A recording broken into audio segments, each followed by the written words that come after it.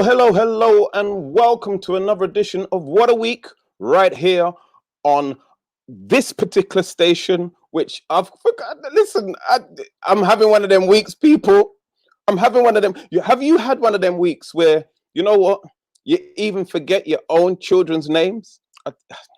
I've had one of those weeks, people. And that's why I need somebody who's sensible, who's intelligent, who never forgets the current, never mind the past or our history. Please, ladies and gentlemen, my co-host, Tony Crossbody. MediaNet.tv. You see, that's why I need you, bro. I can't do this without you, man. Welcome, ladies and gentlemen. It happens. You know when you go up the stairs and you wonder, what I got up the stairs for? Listen, bro, I have that all the time when I go to the kitchen.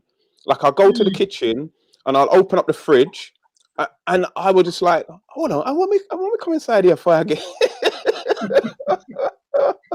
We want to welcome all of our viewers, whether you're watching on Facebook, YouTube, or any other kind of social media platform. Please remember to like, subscribe, and to share. And this is What a Week live show with myself, Mr. C, and Tony Crossbody, where we discuss things during the week, what's happened from a Black perspective, an Afro-Caribbean perspective. And as Tony will show you, we're not just here, we're everywhere. And that's true, Tony? Yes, sir, we are, man. We are everywhere. Good. How was your weekend, sir? I was pretty good. I mean, I had very little activity now. You know, the nights are drawing in. It's getting cold out there, you know. But I had some stuff to do around the house which were being neglected. So I kind of used the weekend to sort of get stuff done, you know. Very well. That's why you see, like for myself, you know, weekends, I don't even bother doing anything again now. I'm not even trying to do anything. It's just like once coldness sets, I'm like a bear.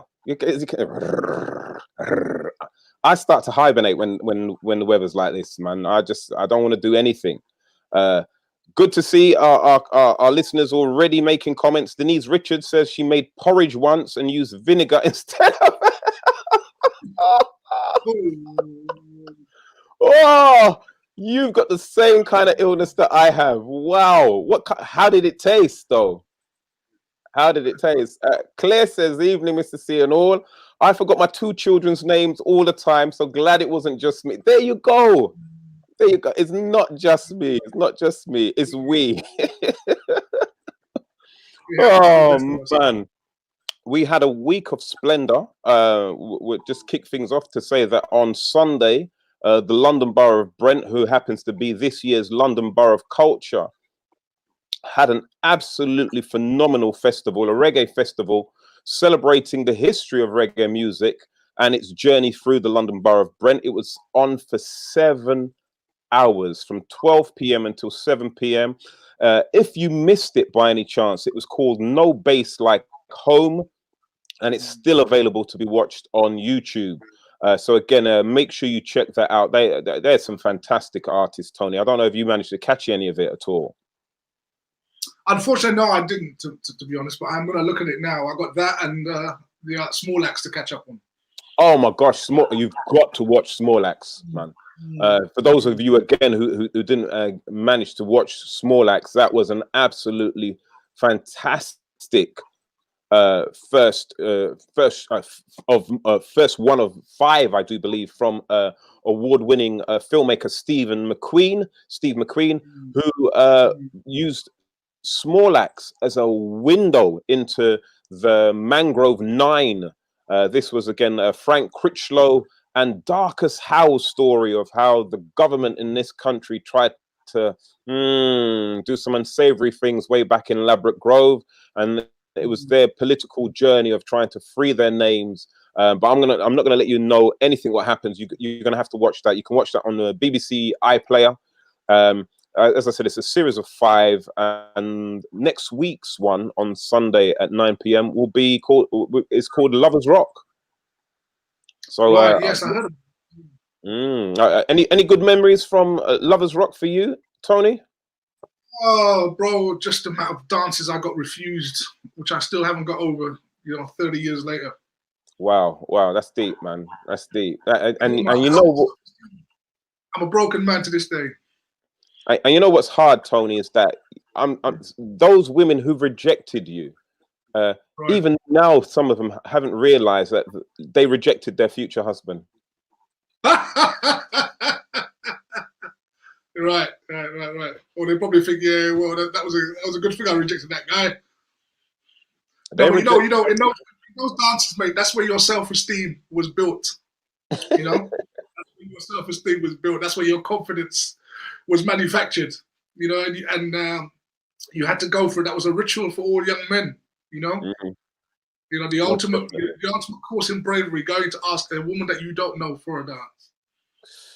Oh man, listen, and I think this is why I could really kind of relate to Snorlax. You know, the fact that you know that you've got this place where you can go and be comfortable with your community. And you know, again, there's something special within our community where people come together, and whether it be the music or the food, man. This is how you learn to be a man or a woman. Jackie Pearson saying good evening. Denise says she watched Snorlax. She said it was amazing. Let us know if you watched Snorlax or you was watching No Place Like Home. Let us know your thoughts and views. So Tony, how when you get rejected by, because you know, like myself, I've never been rejected by a woman in a dance because I don't ask them for a dance, mate. I don't ask them no question. I just grab them in the scruff of the neck back and just pull them. I'm joking.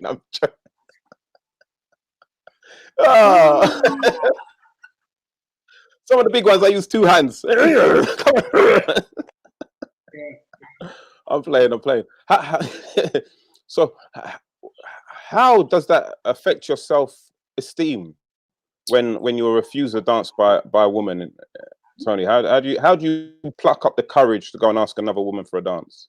You know, it can. I think you know, back then when you were sort of 17, 18, we didn't know a lot about personal development or negative self-talk, right? You just tried something, and if it failed, sometimes you made it all about you, right?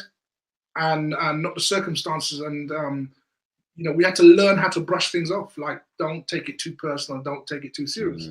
I mean, there were guys there that would argue with women, like, you know, what, you think you're too nice, you know, but those things really, you know, it's just inappropriate. And we just learned, okay, we learned to just move on very quickly. Good. Donna Ben is also saying good evening. It's also Hyacinth as well. Nadine says she watched it. It was brilliant. Who else? Jackie Pearson was there as well. Oh, sorry. There was a big shout out for one of the actors who played Darcus Howe. Right. A young British actor by the name of Malachi Kirby. Some of you might have recognized him. He played Kunta Kinte in the BBC dramatization of Roots, the new version. And his portrayal of Darcus Howe, I think Darcus himself is smiling. Absolutely. The accents, man. Oh my gosh. Because you know, sometimes when people do Caribbean accents who are not generally from that particular place, there's a lot of, you leave yourself wide open for critique. But himself and also the young actress who was in Black Panther, Tony, the British girl, Letitia Wright. Yeah, Letitia Wright. Yeah. Her portrayal in this as well as one of the activists, man, fantastic, absolutely fantastic. So there you go, two must-see programs. Snorlax, BBC iPlayer, part of a 5-part series. Second part will be Lovers Rock this Sunday at 9 p.m. And also for those of you who didn't catch it, No Place Like Home, London Borough of Culture this year, 2020, Brent's festival of reggae music, and talking about the history of reggae and the importance of it to the London Borough of Brent, is particularly Harlesden. There's some fabulous people. You've got Julian Marley on there. You've got Christopher Ellis, son of Alton Ellis. Janet Kay, Carol Thompson, Chucky Starr. There's so many contributions on there. Again, beautifully narrated. A must watch, a must watch, a must watch. Donald Ben's just again saying Mangrove 9 was brilliant. We just want to move things on. Just a little bit of community news for you. Those of you who have got parents, grandparents, or families and friends who have been affected by the Windrush scandal, there is a help team out there. If we can just put the details up on the screen, please, so that we can share that with our community. There you go. So the Windrush help team. Have you or your family been affected by Windrush? So again, those of you who probably came into this country before 1973, or again, but before the end of 1988, or you might have some problems with your documents, there's a free helpline, 0800 678 1925, or you can go to the government website, which is gov.uk/Windrush help team. So please, if you know anybody who's been affected by the Windrush scandal, or again, they've come into the country when they was a little child on their mother's or father's passport and they're having problems with their papers, get in touch with the Windrush help team. Yeah, I say the number again, 0800 678 1925. There we go. Just in case. Yep. We needed that years ago before the government went on their expelling spree. But okay, we've got it now. So let's hope that people can be assisted by it. 100%, 100%. Okay, so Claire's saying she watched Small Axe. She said it was fabtastic. I love that. The accent was flawless and spot on. Jackie Pearson said she watched both. Did find Mangrove a bit hard to watch, although we knew this did go on. Tony, was there any flashbacks, I should say, for yourself? Do you remember ever walking, late at night one day and then seeing a police car slow down next to you? Yeah, slow down, stop, do a search. Yeah. I think most of us growing up in that area, in that era rather, we experienced that. The SPG, or what they used to call the Black Mariahs, used to pull up. The Black Mariahs. That's, oh gosh. Yeah, no, as you were saying, sorry, man. And then used to get harassed, if you coming back from a rave or something like that. Yeah, that was kind of like another rite of passage that we sort of expected to happen. And our parents used to obviously be very upset with us being out late at night because, back then, so we're talking about between 79 and 82, the streets were hot, very hot. Yeah. For those of you who are not familiar with the term Black Mariahs, those were the color of the police vans back in the day, usually Sherpa vans. They were black. They were very intimidating. You couldn't really see what was going on on the inside of them. But once you was inside the back of a Black Mariah, you was probably going to come out a little bit blacker than you went in there, mate, because police brutality was rife in the back of those things. I found an interesting piece of fact as well, Tony. Do you know why they were called Black Mariahs? No. I'm going to share this with you. And apparently, and it's so ironic. Back in America, there was a female, a black woman called Maria, who was a big black woman. And whenever there was any trouble at a particular establishment, they would get her to sort people out. So, and that's why these vans were named Black Marias, or as we call them, Black Mariahs. But it was named after a black woman who used to enforce behavior. And now they use it to put black people. Oh my days, man! Couldn't make this stuff up. Colin Allen says standard behaviors for South, East, West, and North London youth. Yeah. True, man. So true. Is anything? Sorry, go on, Tony. I was just about to say something very briefly, which is whenever you see something called black, whatever it is, 8 times out of 10, it's got black people. It's got to do with black people.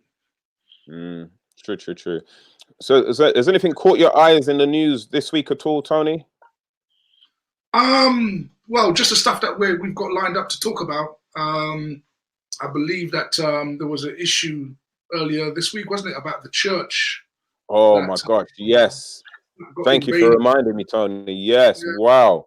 Big story, big story. Let's lead with this. We can put the slide up, please.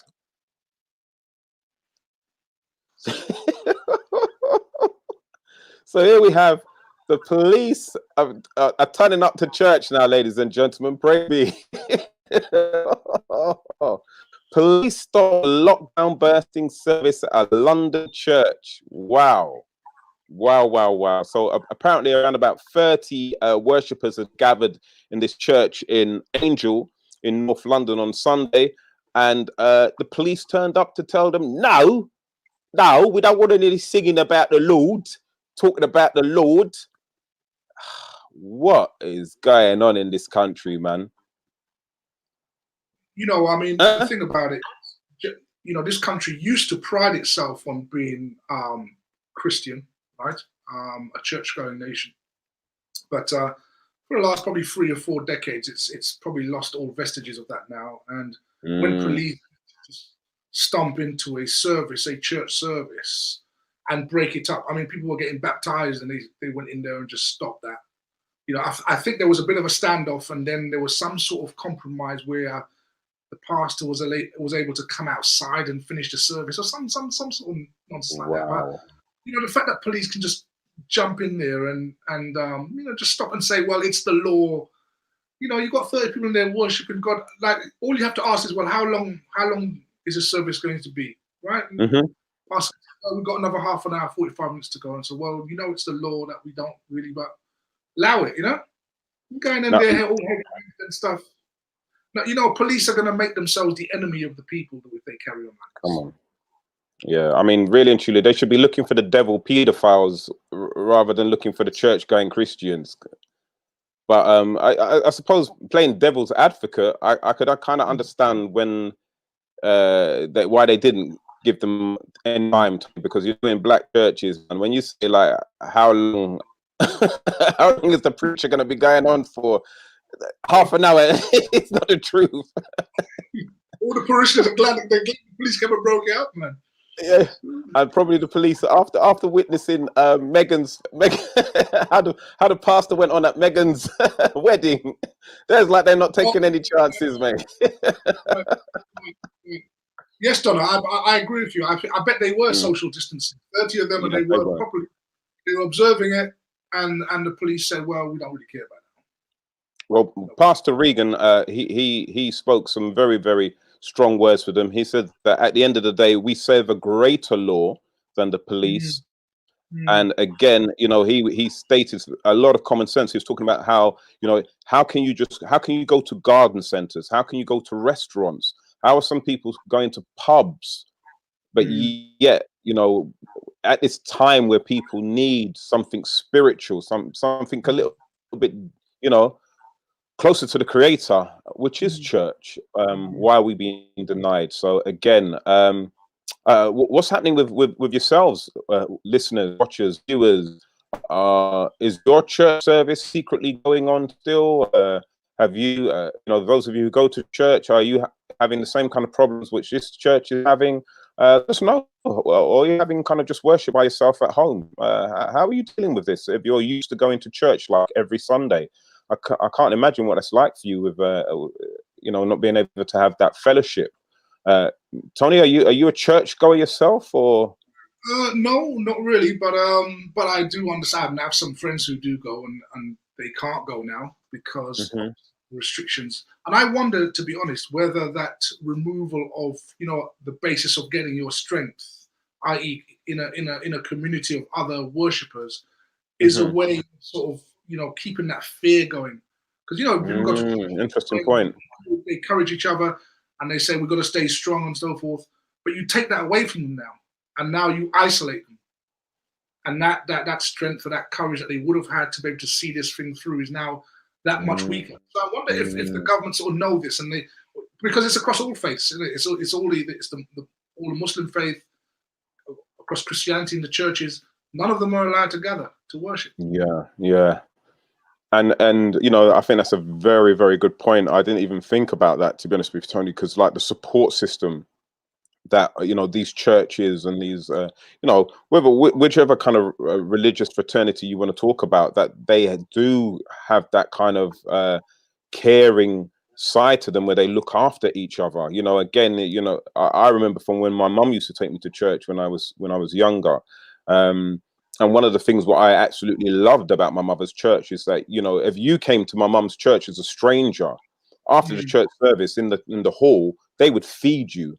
You would sit down with families, and then what you'll find, you'll see another family would come and bring something like a mac and cheese, and another family would bring a curry chicken, and it was this coming together of different communities, different families being one. And I think that was, that was just a magical thing. And it's a very, very, very good point that you've made there, Tony. I didn't even really think about that. So thank you, man. Thank you. Let's have a look at some of these comments, Tony. Let's pick out one or two and share with our viewers. So let's have a look.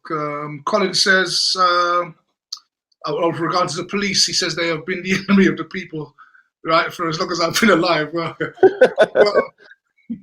yes, Colin, but now white people are feeling it, right? They're feeling what we're feeling. So I think this is the point that we're making now, is that the whole of society is now going to start to be pressured, particularly, as the government has their agenda and pushing that forward.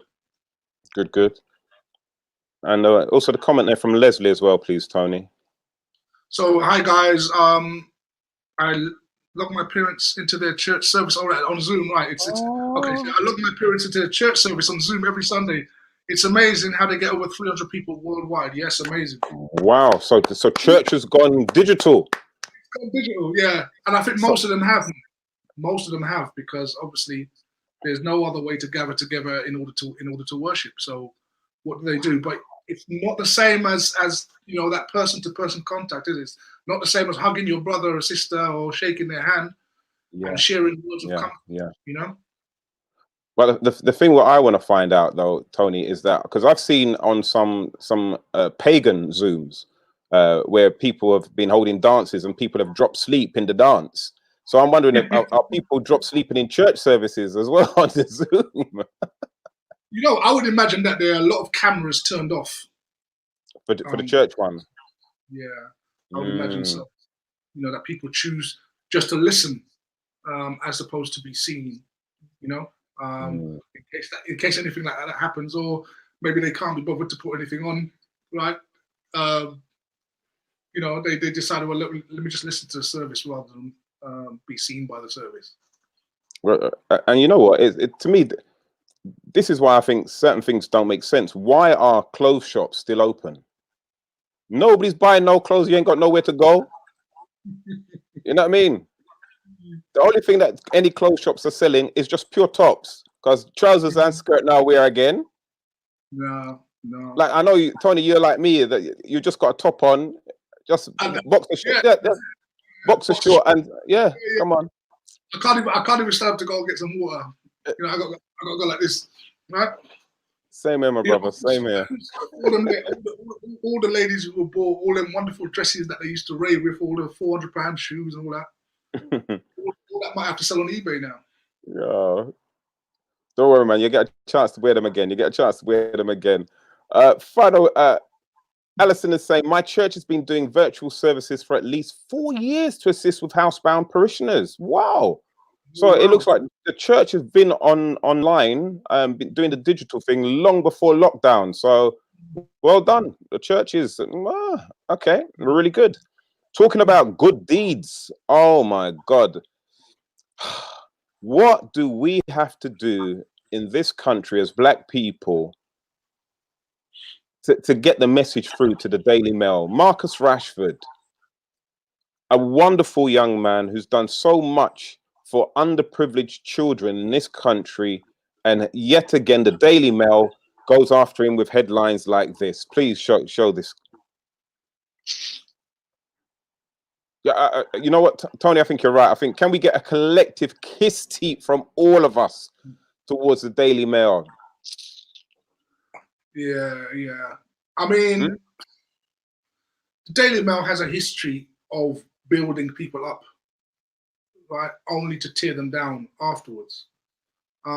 Thankfully, I mean, I've seen this news on social media, and thankfully, most of the comments about this story have been positive, i.e., supporting him. Obviously, there have been, but you know, that sort of a borderline black guy. We should, but generally speaking, people have been very, very supportive and critical of the Daily Mail. And people are saying, well, the reason why the Daily Mail, or as Denise called it, Daily Fail, do this is because obviously Marcus forced the government into a U-turn, and that caused some embarrassment. And it looks like the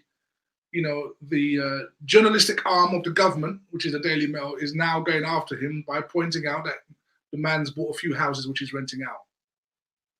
Well, you know what? Can we just put that clip up again? That headline again, I should say. Sorry, because I think this is one of the things what we need to start doing is not just saying the Daily Mail, but we also need to take a note of the names of the people who are writing these articles. So in this case, it's Andy Buckwell and Max Aitchison.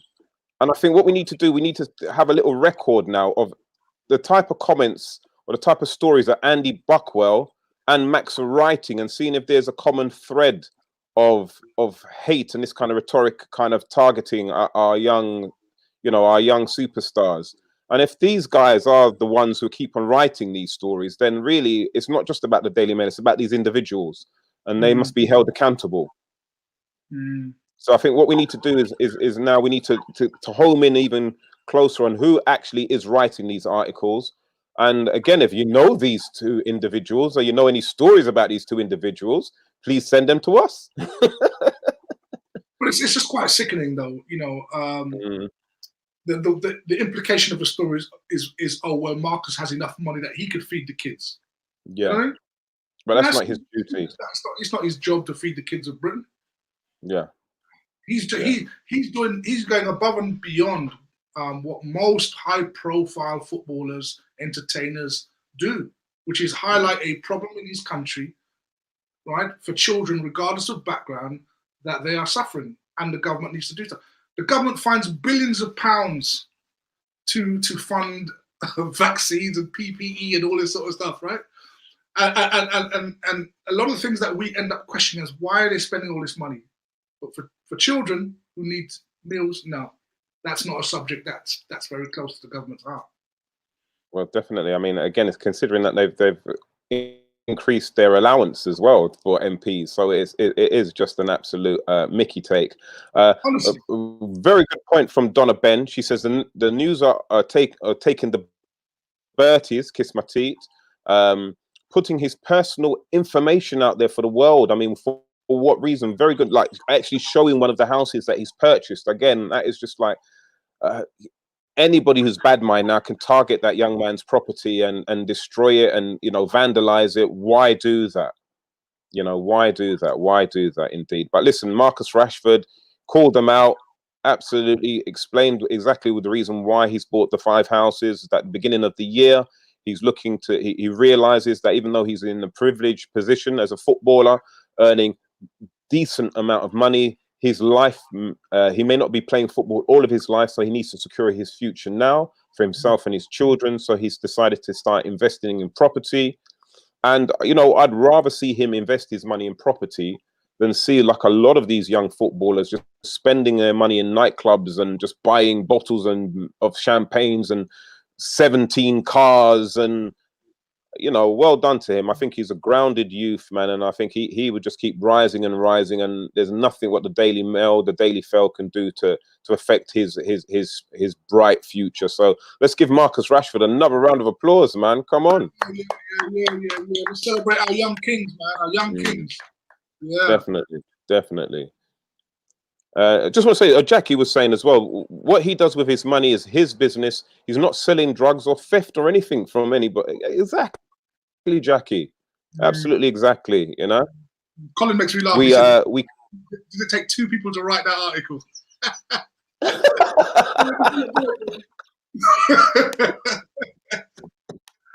One to do the grammar and one for the spelling. Yeah. Oh, that's hilarious. But we continue with the rise of our young black men in sport. Wow, wow, wow. What a week it's been for the one and only. I think we you know, we don't need to wait for it. Let's call him now, Sir Lewis Hamilton. Please. Mm, Oh, there he goes. yeah, yeah. What an image. Mm. Tony, what went through your mind, man? I mean, I don't think anybody thought that Schumacher's record would ever be caught up to. I mean, they said, I remember at the time, he was basically put into godlike status because of his achievements in the sport, and it was never imagined. Even Hamilton, even though he was a star from very early on, very talented, they never saw him as the person who would actually go for that crown. And now here he is. And unfortunately, he obviously is not getting the support from certain sectors of the public. Partly probably due to the fact that he, he's a Black Lives Matter supporter. But nevertheless, none of that will take away from this crowning achievement. And the thing is, he's still young enough to go on, right, and to exceed what Schumacher has accomplished. He's still got a few good years left in him. Most definitely, So, and you know what, that image is just so powerful for young Black males and females, and just everybody of who've been marginalized throughout the world to look at. He actually had some words as well. This is what Lewis said. We just put that up there so we can share that with our viewers.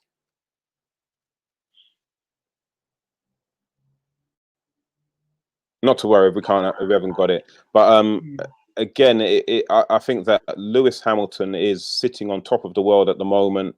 It's so good to see that he is, he's not ashamed to join behind the movements of like Black Lives Matter. Again, hand raised, black fist. Even his on his Twitter account, his social media, he's got the black fist there. He's so proud of his culture. Good to see Black father, white mother. Again, the best of both. I just love this guy, man. Can't get enough of him. There's talk of him now because obviously his contract is coming to an end, isn't it? So there's talk about whether or not he's going to be with the Mercedes team next year. I would expect that he would be, to be honest. Definitely. To keep winning the way he is. I wouldn't imagine he would go somewhere else, but that's the talk right now as to what his future. Definitely. Definitely. Ladies and gentlemen, we have a special guest for you to come and talk about what she is doing. Because we have so many different types of heroes within our community. Some, Marcus Rashford, plays sports. Lewis Hamilton, again, to do with sports. But sometimes when it comes to food and beverage, we have our own heroes. And we'd like you to put your hands together and welcome the chief executive of a wonderful company called OTC.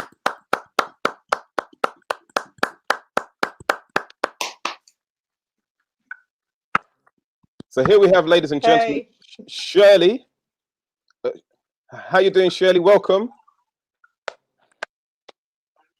Thank you. Nice to be here, guys. Pleasure having you. Pleasure having you.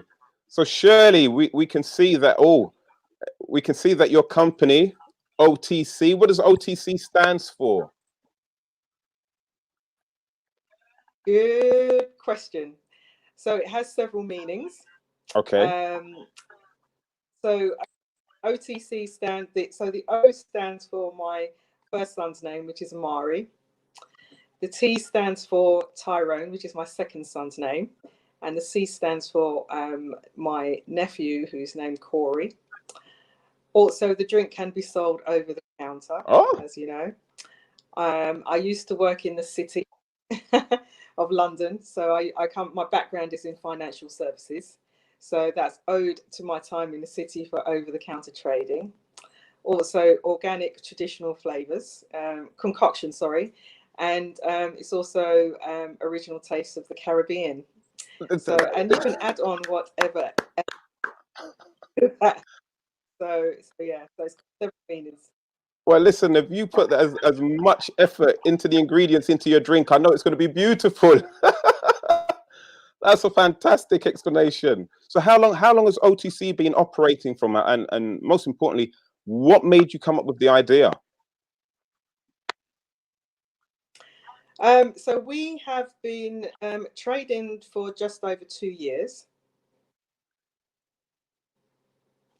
And we went live with the drink in August 2019. So we were at the carnival, and we had the pleasure of being showcased in the judges and VIP area.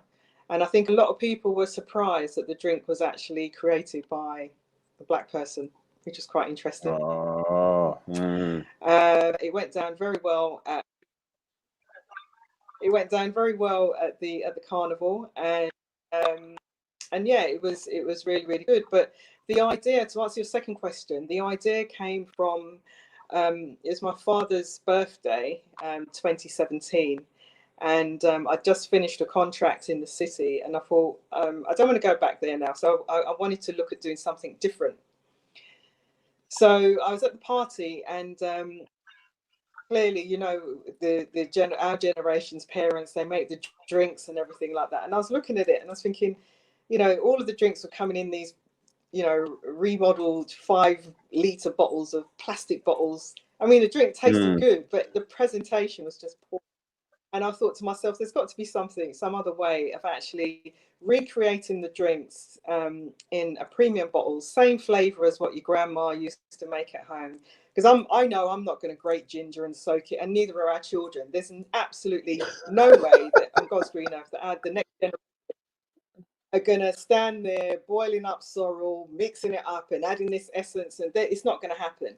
So to my mind, I thought it'd be good to create a beverage that looks premium but has the taste of what your grandma used to drink, and also, you know, it just looks good because, you know, we like to dress up nice when we go out and everything like that, but it has all the good ingredients, quality ingredients, looks good and tastes like home. So I went on a journey. That's where my journey started. fantastic, man. Absolutely fantastic. So what flavors have you got with your drinks, please? Okay, so I have some bottles here to show you. So this is the sparkling ginger beer. Oh, that looks wonderful, man. Yeah, you can see that. Yeah. What a pretty and bottle. Then we have the still version. So you'll see the sparkling comes with a white lid, and the black one, the still version comes with a black lid, and it has a matte finish. Yeah. So that's the ginger beer. Then we have the still sorrel bottle. Same lines as before, but it's got the rich finish. Then we have the sparkling sorrel. I have to return this to my godson because he was using this as a chaser for his brandy. So I said, that's my bottle. So, I said, I'll bring it back in a minute. So that's the sparkling sorrel. And then we also have a new flavour which just recently launched. And it's called Blue Butterfly Pea Flower with Lime. So this is the bottle. That's the still version. You can see that. This is the sparkling version. So we keep the same lines, still and sparkling on both. Yeah. So that is the range at the moment. So I went for something traditional that we're all familiar with, the sorrel and the ginger. And I went a bit off-piste with the butterfly pea flower because it's kind of like a different edge to what we can produce. Definitely, because those bottles design. You know, I love those designs. Did you think that up yourself? The story, everything has a story. Right? So my friend my son used to play ice hockey, and my friend used to work at Redbridge Council, and she got fed up with that because she's a bit of a creative, arty kind of person. So she went to university and did graphic design, and she got a distinction. So I said, okay, come and put your money where your mouth is. I've got this drink that I'm making. Come up with some designs. So she came up with some ground base foundation design. So we worked on the design together and came up with what we have today. Wow. Wow. Listen, I also understand that you've been up for you've been in competition. Is that right? Yeah, so we have been nominated for a couple of awards. So we launched, like I mentioned, in August 2019. And there was this award. It's an event that I was going to attend anyway at the Excel Centre in the Docklands. And they said they had different categories for awards. So I thought it was Best New Drink 2019. So I thought, you know what, give it a go. Drink hasn't been up that long. The likelihood of us being shortlisted was like, as far as I was concerned, 0 to none. But we actually got shortlisted. So there was over 170 entries, and we got down to the last 6. Oh, that's And we were brilliant. up against, we were up against Johnny Wilkinson with his kombucha drink and some other drink, but we came third, which was really good for Best New Drink 2019 Food Matters event. Oh, come on, man. You started August and then, last year. This year we entered it. Yeah. That's great. And then this year, you were saying, sorry, before I interrupted you. No, so this year we entered the Great British Food Menu Awards, fruit juices and mixers. And we're up against companies that had been around for like 15 years, and we got shortlisted for that. Yeah, so we came into that category. It was our ginger beer that got shortlisted. So yeah, it's pretty impressive. And I don't know if you watch MasterChef, but there's a guy on there that's a restaurateur from Eton who was part of the guys that tasted our drink and was shortlisted. So yeah, but we need our own awards. So what are the long-term goals of OTC? Good question, and I'm glad you asked that. I created the drink for a number of reasons. One, because my nephew's currently in prison, and he's a 90s baby, and he got caught up in all of this stupidness that these young guys get caught up in. And you know, as a family, we want to support him and see him through what he's been his life experience. So when he comes out, he has something viable to get his teeth into, because I think, you know, with a bridge, there's so many different ways that you can take it. And I think I want him to be part of the dream, the legacy, and the creation of the product. So he's active, doing something creative.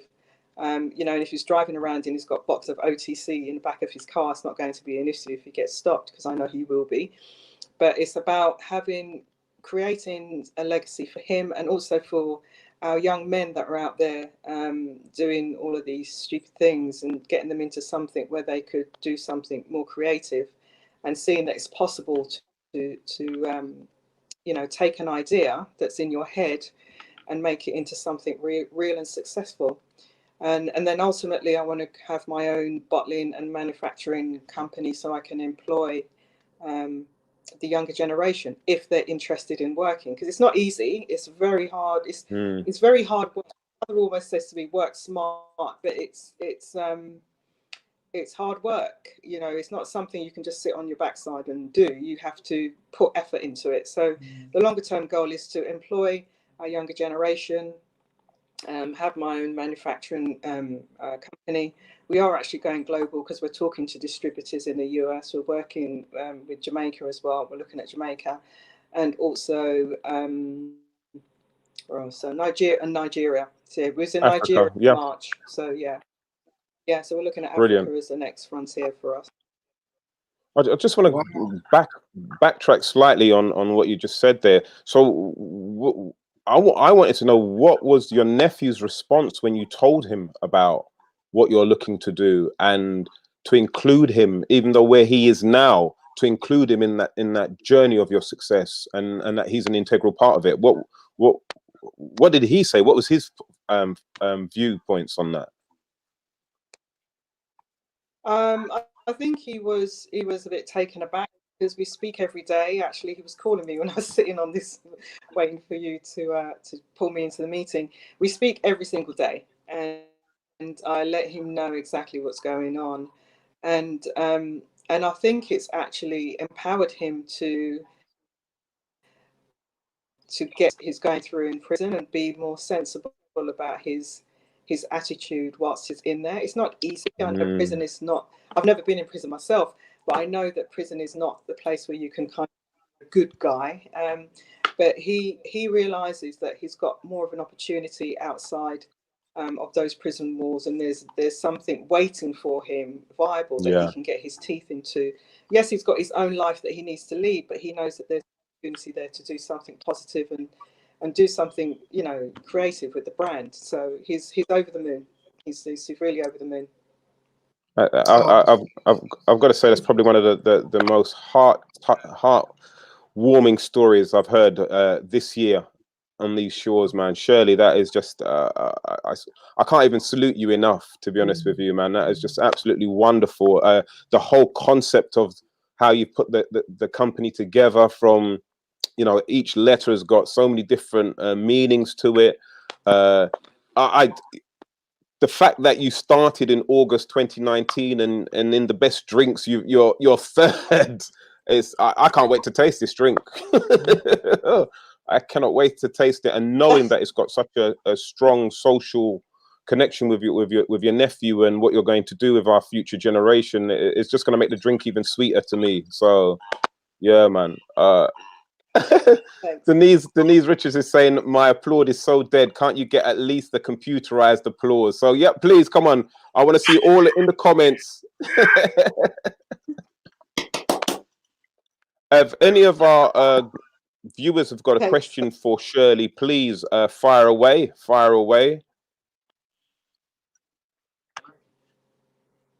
No, so Shirley, the C in that OTC is that nephew you're referring to. Is that correct? Correct. 100%. That's it's a fantastic, inspiring story, and I can only imagine how, you know, your nephew would be so looking forward to leaving, being on good behavior, and perhaps shortening his time, and then to be out into this world where you prepared something for him to get his teeth into. Absolutely wonderful story. Oh, yeah, what happened there? Lost connection with that. I figured that might happen because she sounded like she was cutting a little bit. If we get Shirley back, we'll let you know, folks. But how inspirational is that, man? Wow. Tony, you're good at making any kind of drinks at all, Tony? No, listen, man, I can barely make an orange squash, brother. No mind about no mind about with a fancy looking bottle like that. I will just have the bottle. Look, you get the drink, and then when you finish, just give me the bottle. Let me just put it up on display. I'll put some flowers in it or something. Listen, I'm not even gonna lie. I would have been ragga. I would have just got a normal bottle and I would just done some white label on there and just said juice. Right. Right. So you can drink the drink. It's a beautiful drink. Fantastic. Bottle. Yeah, I'll have some of that. So Shirley. Yes. So Shirley, have you been making drinks all your life? Have you, you know, is cooking and beverages, is that your thing in the pastime? Or, you know, how did you just come about making a drink that's going to be the third best in an award set? Where did you get these skills from?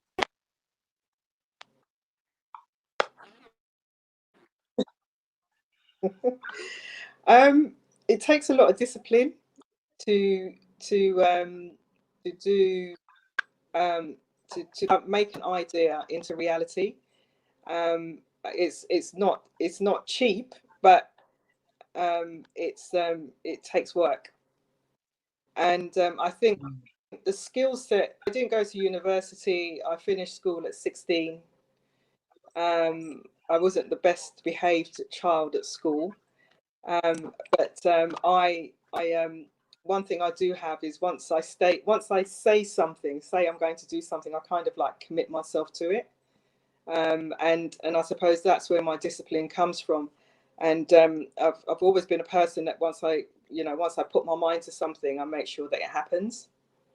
So that's, I mean, I like cooking, and I'm very careful about what I eat, what I drink, because your body is your temple. If you don't take care of it, then you end up on all these plastic drugs.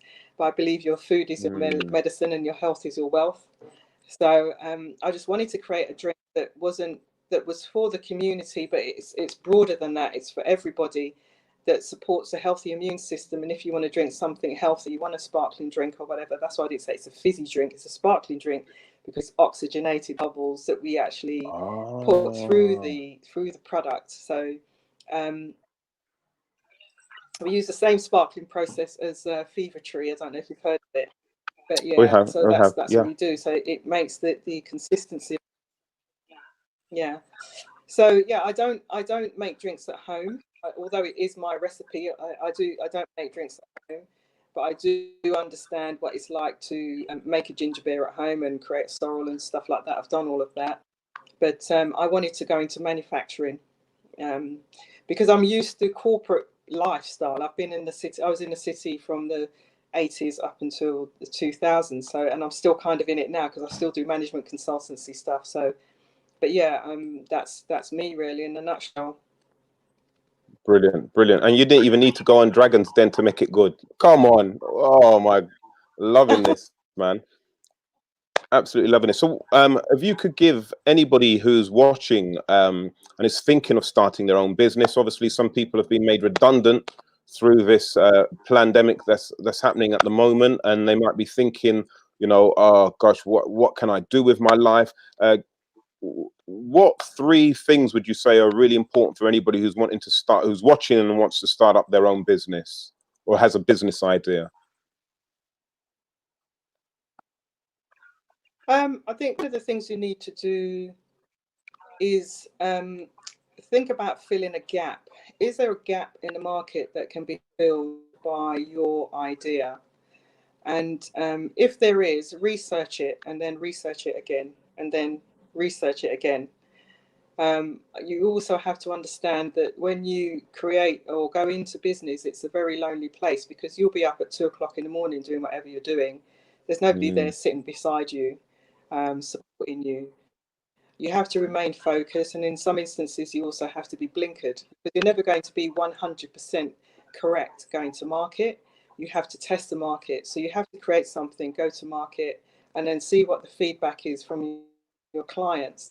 But you know, don't let anybody steer you away from your dream. If you have a dream, if you have a vision, don't let anybody steer you away from it, and you know, keep pushing and driving through because time is short, and you know, as far as I know, you only got one life. So don't waste it trying to live your life for somebody else. Do you, be you, and yeah, just follow your dreams.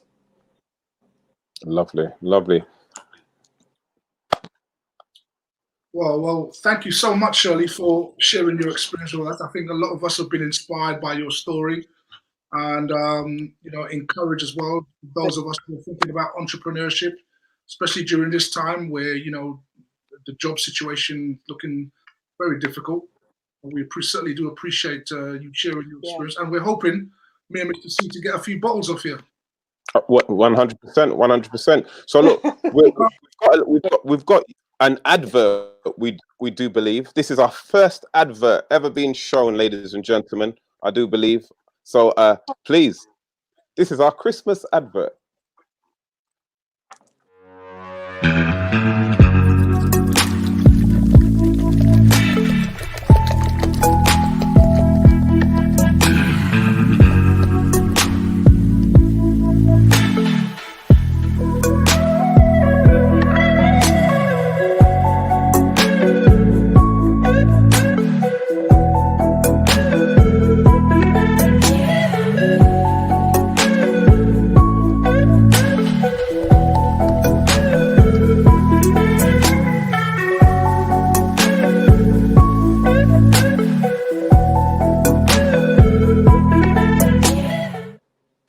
Oh, that was wonderful. OTCbeverages.com. If you want to find out any more information, ladies and gentlemen, 100% organic, 100% made with natural things. We need to support. We need to get on board. Please, please, please give it up one more time for Shirley, man. Shirley. So listen, Shirley, stick around because this is where it gets interesting. I think you'll be able to add some words of wisdom to the narrative. But just before we go into our Black History Month section, there has been one entertainer who has left us here on the earthly shores to go up into the heavenly shores and the spiritual realm. One of my favorite entertainers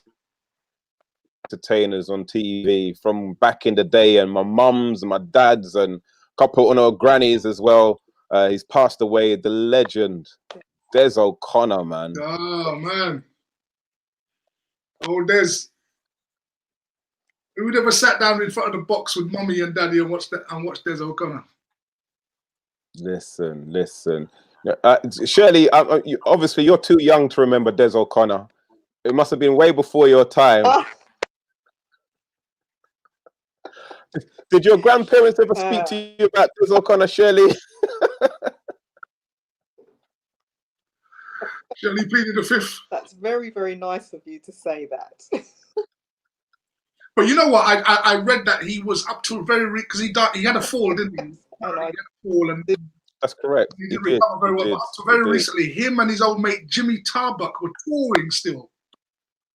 Would you believe that? They were still touring together around the country. And then listen, took a fall and they had to stop. I think, you know, they need to show some of his videos, some clips of him, so that some of these young people today, and not even just young people, a lot of people can just see how much of a gentleman he was, how courteous he was, polite, didn't have to use any profanities at all. You know, we just need to see more people like that in entertainment, man, because it's just getting cruder and cruder every single day, it seems to me. Who did you used to? So when you was growing up, Shirley, who did you used to watch on TV and kind of admire? Because you said you was a little bit wayward at school, so I'm taking that you had some outside influences, or was there a certain other kind of thing you was more interested in before you was at school?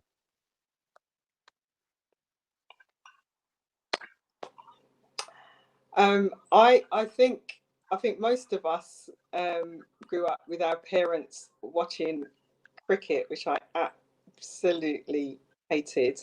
You know, that Test cricket, you know, and it's just boring, you know, and it's just, you know, and it's just.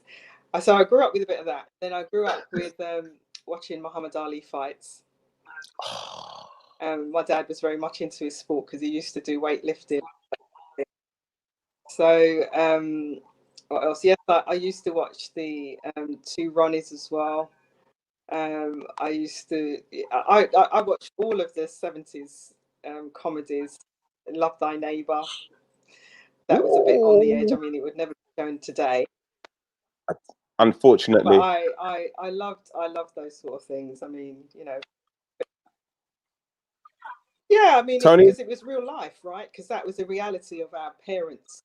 Yeah. It sure was. It sure was. Your parents used to make you watch Morecambe and Wise show, innit? That's where we used to see a lot of Des O'Connor. Royal Variety Performance, you know. Royal Variety, yeah. Your dad would force you to watch the snooker, right? And make you fall asleep. So these were the when we were kids, we used to watch Grange Hill. But I got to say, there was only one sport that I think, apart from football, because I love football, there's only one sport that I ever enjoyed watching with my father, and that was the wrestling. Oh, you know, same with you, Shirley. I hated cricket. But wrestling, my dad didn't have to call me twice. Yes, what? Yes. That used to be a world of sport at 4 o'clock on Saturday afternoon with Kent Walton. Look, I remember, man. I remember. Oh my gosh. Right, Haystacks. Johnny Quango, Mick McManus. That's your father. Have mercy. Kendo Nagasaki. Oh my gosh. There was a black guy as well. What was the black guy's name? The black guy who used to karate chop them in the neck. What was the black guy's name, ladies and gentlemen? A black wrestler. What was his name? Oh my gosh. A Chinese guy called Sammy Lee used to do a little martial arts and thing. Oh man, we used to love wrestling. Yeah. And here's another one. There was a guy who used to have a pearl in the back of his hair. Was it Jackie Pallo? Jackie Pallo. Oh, My gosh. Jackie Jackie Pallo. Pallo. Oh my gosh. Oh. Listen, and back then, you know, as far as I was concerned, that was real. That was real. I mean, the real brothers. Oh yes, Colin. Yes. Oh, I think there was a I guy. gotta tell you, I tell you, I forgot call a guy. If I'm not mistaken, his call was Masambula. They used to call him. Masam Kendall. Oh no, Ken. Yes, I know. Yes, I remember the guy, Ken Masambula. Yeah. I'm sure it was Ken. He, It was Johnny man. Quango. Johnny Quango used to be the one with the forehead. He used to buck you with his forehead and knock you out. Oh man, and you know what? Back then, because as a youth, I had a double bed.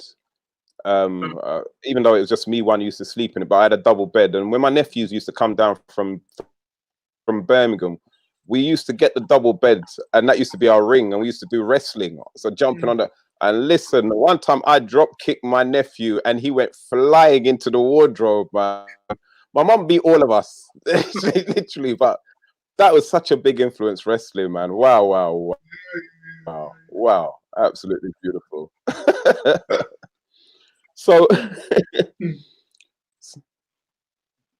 Tony, yes, we've got time now to move into this is our Black History Month section, Shirley. Over the last month and a bit, Tony has been taking us down Black History Lane and dropping some real big nuggets as regards to where Black people were originally over the whole planet Earth.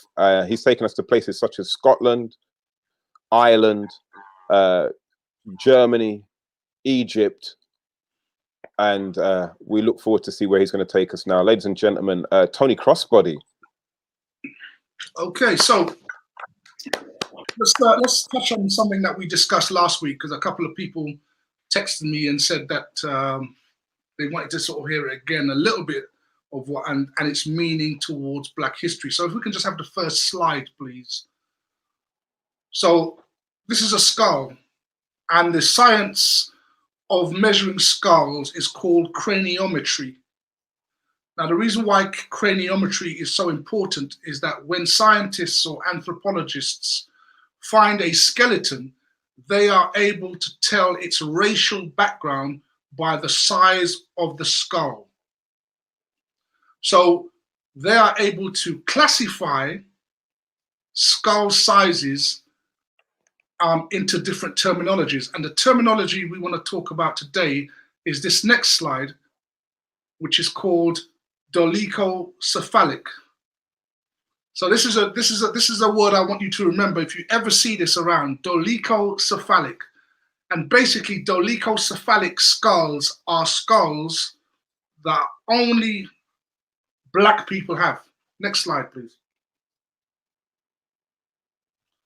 So just to confirm that, right? Dolichocephalic skulls, otherwise known as long-headed skulls, if you can have a look just to the bottom of that text there where it's underlined, it tells us that it's a distinctive cranial feature of the earliest inhabitants of Europe. It says today it is characteristic of the Negro races.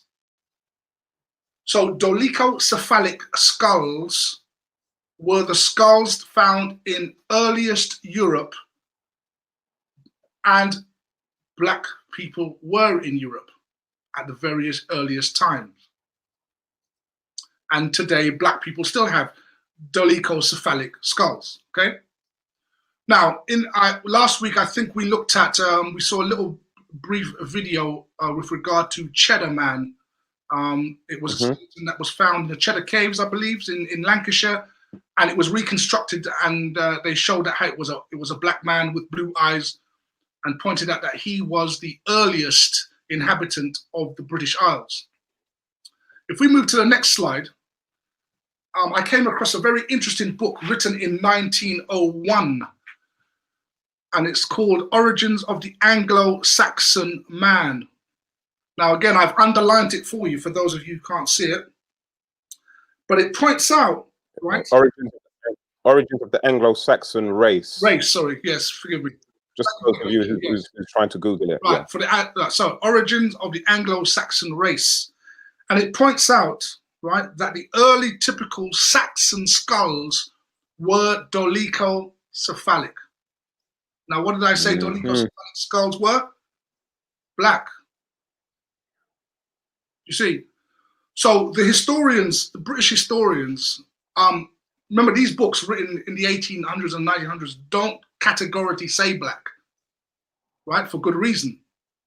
But where you see that word dolichocephalic, then you must understand that these are black people that they found. The skeletons were black people that were in this country. And I also just want to pick up there, Tony, because it goes on to say as well that the Goths, Norwegians, Swedes, Danes, Anglo-Saxons, among the ancient nations, all had this general head form. So again, we're not just see. Yeah, right. And so we're going to talk a little bit about the Goths. This is quite interesting. I'm glad you picked up on that, Mr. C. Right? These ancient nations were all Negroes. Right? We have to understand that.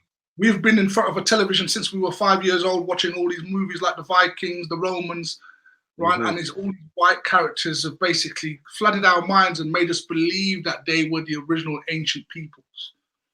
But the science says otherwise. Even though a lot of this information is suppressed, if you dig hard enough, you can find the science behind it. And one of the peoples, as Mr. C mentioned in that article, there are called the Goths.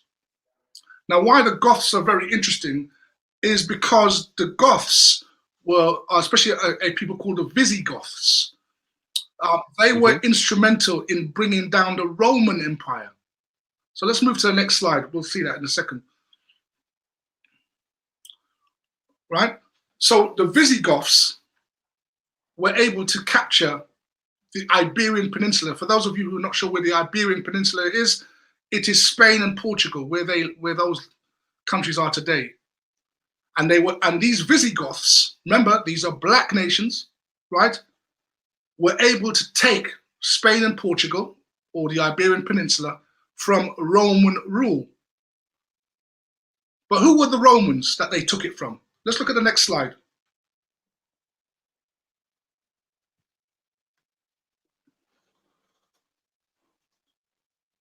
So I can't pronounce that word. The Visigoths, who were dolichocephalic, which is black, conquered the Romans, who were also black. Wow! Now, some of you would have seen a few weeks ago. Is it Alison? Oh, what's the lady's name? She did that history program. Is it Alison Hammond? Alison Hammond. Wow, Alison Hammond. When she did that history show about Britain and spoke about the Roman Emperor. Do you remember him? Septimus Severus. Yes. Right, the black. Yes. Of Rome, and people got off to thinking, well, he must have been the one and only black emperor of Rome. Well, no, the whole of the Roman Empire was black. Right, it was black right at its head. That's not to say that there weren't white people there, and it wasn't a multiracial society. All the big empires were, but the Roman Empire was actually a black empire. And that's where a lot of us sort of, even us as historians, we tend to typecast Romans as being white because, we sat down with our mum watching the Jesus films and we see the Romans, the white Romans, we've seen Gladiator, and they were all white with the token black man. But no, according to their own writings, the first Romans were actually. And to be honest with you, Tony, it's like even when you think about that now, when I think about those epic movies, be it Ben-Hur, Cleopatra, right. The audacity of the West is that even, you've got Richard Burton playing Marcus Antony or whatever the character is. So it's not even an authentic Italian accent. It's some British kind of American. Ah, dear, they did us bad, man. They did us bad. Right. They did us bad. Right. And we really had very little way before the internet in actually finding out what the truth really was, right? So Rome was one of the mighty empires of the world, right? But now it's coming out that the first Romans were actually black people. right? They came from a people called the Etruscans, who were out of Italy, and basically they created the foundation of the Roman Empire as we knew it. Now, the reason why this is important, right, has to do with, we just discussed earlier how the Visigoths took over Spain and Portugal, where they removed the Romans who were running it. So let's look at the next slide. And we want to still stick with Spain and Portugal because it's a very interesting country where Black history is concerned. So once the Visigoths had removed the Romans, it lasted for about 200-300 years until the Muslims came in and invaded the same Iberian Peninsula, right? So again, it wasn't that the Muslims came in and took over from white people. They took over from another Black empire. As we saw earlier, the Goths were a Dolicho-Cephalic peoples. The Muslims took over from them and ran the Iberian Peninsula for hundreds of years. Now, what's interesting about Portugal and Spain is that it had a very large Jewish community in Spain and Portugal. And basically, when the Muslims were finally kicked out, next slide. The Muslims were finally kicked out by the Catholics, right, who took over Spain. But the Jewish contingent still remained in Spain. Now, I've got this slide up about this character, this individual called Yahya ben Rabbi. Okay, now he was a Jew. He was a Jew in Spain, right? Now, if you look at the second line of that text there, what does it tell you that his name? He was known as what? Yahya the Negro. Yeah. Yahya the Negro. So the Jews in Spain were Negroes, right? This particular character was elevated to high office. He had a lot of influence over the Jews that were in Spain. He was rewarded for his bravery and his loyalty to the king. And he was even given a village to rule over, which was called the Village of the Blacks. This is a Jew, right? Yahya ben Rabbi, also known as Yahya Negro. Next slide.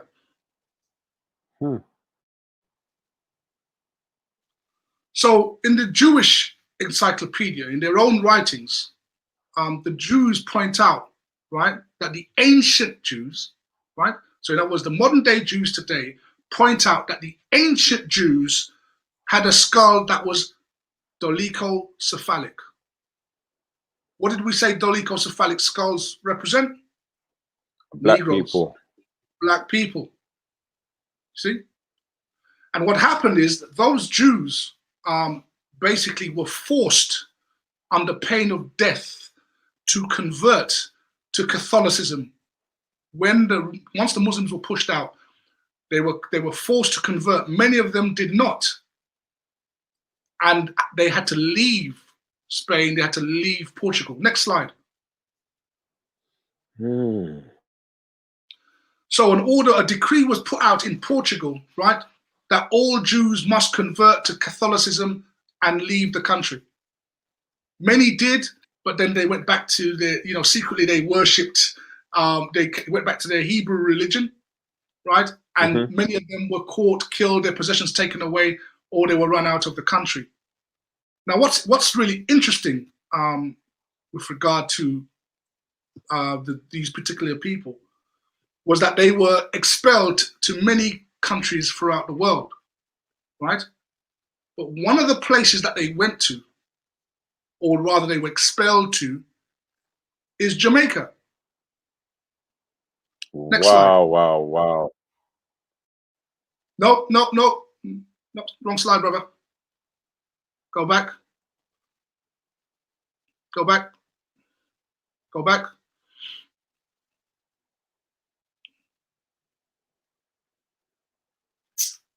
Nope, go back. All right, so we've lost our pages. Let's go back a bit more. Let me just see if you'll find that slide. Go back again. Right. Okay, there you go. So as far as Jamaicans are concerned, of course, many Jamaicans believe that they were taken out of Africa, right? And many were initially. They weren't Jamaicans, obviously, they were Africans. But notice here it tells us, right, that the first, now this is where the lie comes into, it says the first Africans to arrive in Jamaica. But how do we know that they were Africans? Because it tells us they came from the Iberian Peninsula. And we know that in the Iberian Peninsula, the black people that were there were Jews. They were the ones that were expelled. But notice how the lie here is telling us that it's Africans. You see?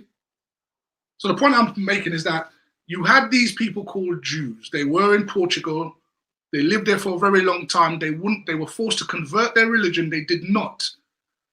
Many of them were packed away on ships and sent to the Caribbean. Jamaica was the place, one of the places where the first black people out of Spain landed. Next slide.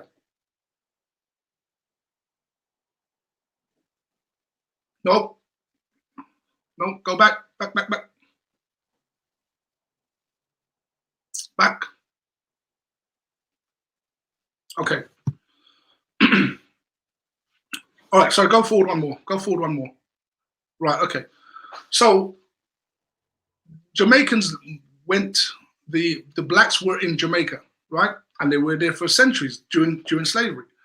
And in 1850, a New York, should I say, a journalist from New York did a tour of Jamaica in 1850, examining the place, looking at the people, and basically writing about it in this famous book, right? His name was John Bigelow, right? So he's talking about Jamaica and what Jamaica was like in 1850. And he describes, in his book, he describes the black people that he meets as Jews. He says, I never met black Jews before. Wow. Right? Go to the next slide. Let's see if we can pick it up. It should be, hopefully it should be next slide. Right, there you go. Right? For those of you who can see that. Let me see if I can read. I need to pull it out from my phone so I can see it here. Right, he points out, look, on the first line, he says, in walking the streets, one scarcely meets a white person. So there were very little white people in Jamaica in 1850, right? And he says, as frequently as you would meet a colored person in New York, he says that the whites are mostly English or of English descent, right? So he's talking about white people there. Then he says, I have never seen a black Jew before, and I was astonished to find how little the expression of the Israelitish profile was affected by color. So he was surprised to see what he saw was as black Jews. And he thought that their color would probably make them look like, as he perceived them, Africans, right? But he realized that they were people of Jewish or Israelite origin. And he wrote that in his book.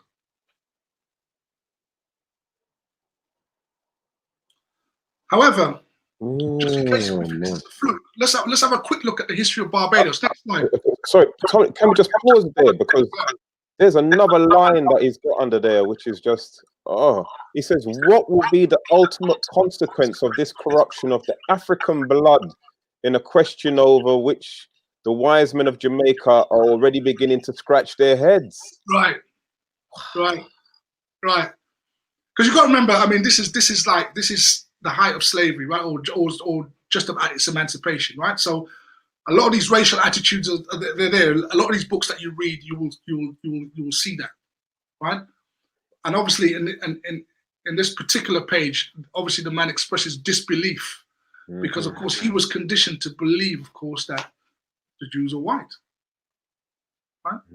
So we have a set of people in Portugal, right? The science says that they're dolichocephalic, right, which is Negro. They were forced to convert to Catholicism. They chose not to. They were shipped out,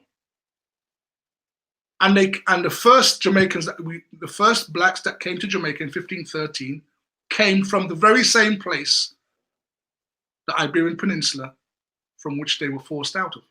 Wow. Now we have this writer from America, a white man, going into Jamaica, doing a tour and describing the people. He said, I've never seen a black Jew before. Now, if we go to the next slide, I'm going to show you how it's not only in Jamaica that these people were found, right? Here you can see that there's also Jewish history in Barbados. And notice what it says. It says the Jewish arrival in Barbados is a direct consequence of the Spanish Inquisition. The Spanish Inquisition took place in Spain and in Portugal, right? So the Bajans, these people who went to Barbados came out of Spain and Portugal. Next slide. You can't see this, don't worry about reading it, but this is just basically a Jewish version of Wiki. It's their sort of information page, but all things related to Jewish history. Next slide. Right. Notice, right? This page is about the Caribbean, right? And notice it says, where I've got it underlined, it says the Portuguese Jewish diaspora was born out of expulsion of the Jews from Spain. So in other words, a lot of the Caribbean peoples who ended up in the Caribbean ended up there on account of being kicked out of Spain and Portugal because of not converting to their religion. Now, if this is the first time you've heard this, then that's okay, right? Wow. But I can tell you, for me. I can tell you that there are a lot of people who do know this information, and this next little video clip will show you one of them. Next slide. Has come to our country, going to disrespect them. So Jamaica is a very educated island, yeah? I know Jamaica is a corporation business here, the Solomon Island. And Jamaican people, you are the Hebrew Israelites. Hebrew Israelites. Study up them things there. Will not be internet. Sizzla Kalonji. That's the artist there, right? So he's pointing out, he knows the history, right? As a lot of them do. Right? In fact, a lot of the reggae artists know this history. It's bread and butter to them. Give us the next slide, please. No. Go back to the one after Sizzla. Back, please. Wow. Take the slide off. Slide off, please. Right, so have you heard that song before? Listen, it all makes sense now, innit, man? Why was Desmond Dekker singing about Israelites? Why is Sizzla saying that Jamaicans are Hebrew Israelites? Why do we have information about how people end up in the Caribbean after being kicked off or kicked out of Spain for the Catholic Inquisition? There's many things about our history that we've not been told. You're constantly drummed into your head about Africa, Africa, Africa. But the fact of the matter is that you were all over the continent. You were all over the world, Europe particularly. But your specific lineage, those of you who are descendants of enslaved peoples, this is your lineage specifically, right? Many people talk about the Egyptians and the Nubians. Yeah, they are all black people. But when you think about the black nation, it is actually divided into hundreds of different peoples, all with different interests. They're not one homogenous group. Which is your group, those of you who are Afro-Caribbean descendants of enslaved people. When you look at the history, you will see that originally you were in Europe. And because your ancestors did not convert, they were shipped off into the Caribbean. Now, give me the next slide. This is where it really gets spooky now. You gave it away earlier, but look, if you open your Bibles, you will see that it was foretold that these people would be taken away. Right? Those of you who have a Bible or who read the Bible, Deuteronomy 28 points out that you would be taken into bondage with ships. You shall be sold and no one will rescue you. So can you think of a single nation on the face of planet Earth that were taken away on ships and sold and weren't rescued. How long were they going to be? How long were they going to be in this condition for? Next slide. The Bible again says, Genesis 15, they will be forced into slavery and be oppressed 400 years. That's kind of spooky, isn't it? So we have a history of a people, right, called the Hebrews or Jews, right? The Jews have what's called a Torah or the Bible, right? They're responsible for writing it. They were forced out of Spain, Portugal, to many parts of the world. But in the Caribbean, they were packed on ships, enslaved. And 400 years later, they're still in that condition. The very thing that the Bible wrote about over 3,000 years ago.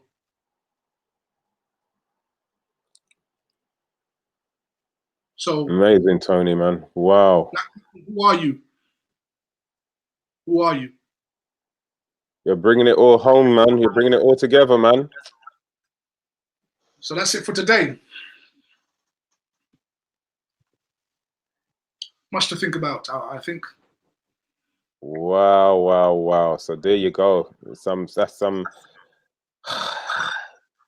After, yeah. So yes, thanks for the, yeah. So this last sign here, I mean, those in there are a lot of people in America who know. A lot of enslaved people knew who they were. They erected this sign in Virginia. As you can see, the word circled it is Israelites. They knew who they were. They weren't African slaves. That's not who they saw themselves as. They saw themselves as Israelites. And they put up this sign here to memorialize their contribution to Virginia. So there you are, folks. You know, you want to know who you are. Then you know the answer will come. But if it comes, how do you receive it? Well, listen, Tony, man.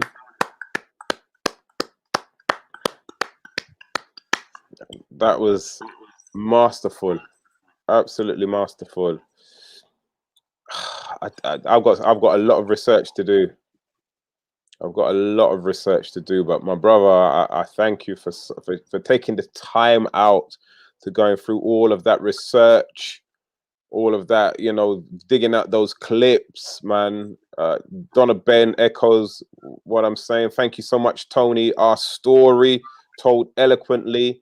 Blossom Nation says amazing and interesting facts. I never knew this. This information is mind-blowing. I wondered why my granny's surname was Lopez. Wow, well done, Tony. And you know what? It's so true. There's so many of us who have got you know, grandparents, parents from the Caribbean. You always hear the story of like grandfather, great-great-grandfather, great-great-grandmother was Portuguese. Right.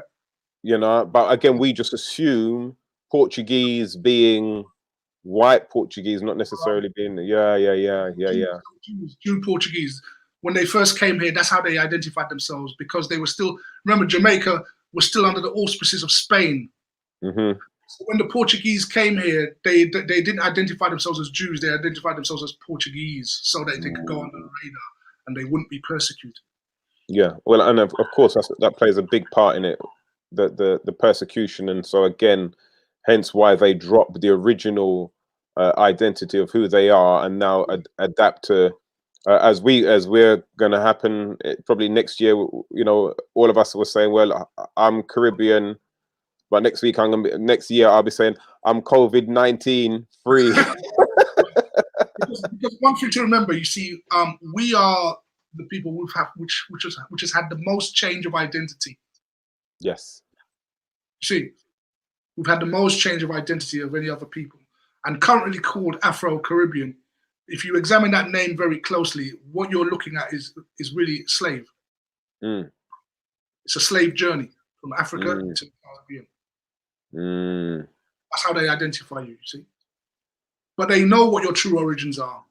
They do know, because they have the records. They know about all their citizens and where they come from and their origins. But they won't teach you that, because the business of empire is to keep you blind. Well, that's what we've got you for, Tony. You're teaching us, mate. And again, I implore each and every single one of you watching, Share this information, especially with your children, especially with your family. Enlighten some of your friends, man. It's so important to know who you are, where you came from, and that any place on this planet called Earth is really and truly, as Tony has proven over the weeks, is home.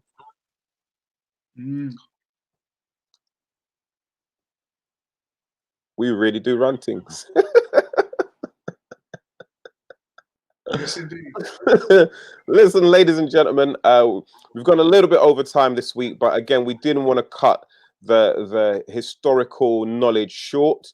I think it's more important than some of the topics and the headlines what we have, that we covered during the week. So we want to make sure that when it comes to our knowledge, our history, most importantly, our journey, that we always have time right here on What a Week. So, ladies and gentlemen, I've been Mr. C.